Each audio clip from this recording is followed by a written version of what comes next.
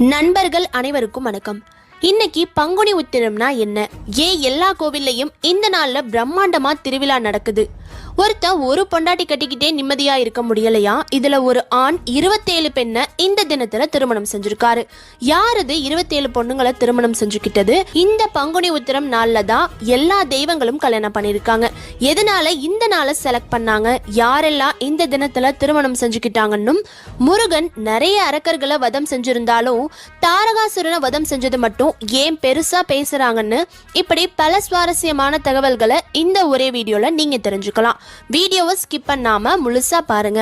அதுக்கு முன்னாடி நீங்க இன்னும் நம்ம சேனலை சப்ஸ்கிரைப் பண்ணலைன்னா உடனே சப்ஸ்கிரைப் பண்ணிடுங்க. வாங்க இப்போ வீடியோக்குள்ள போலாம். எல்லா மாசத்துலயும் தான் உத்திர நட்சத்திரம் வருது. அது என்ன பங்குனி மாசத்துல வர உத்திரத்துக்கு மட்டும் அவ்வளோ ஸ்பெஷல்னு கேட்டீங்கன்னா, பங்குனி மாசத்துல வர உத்திர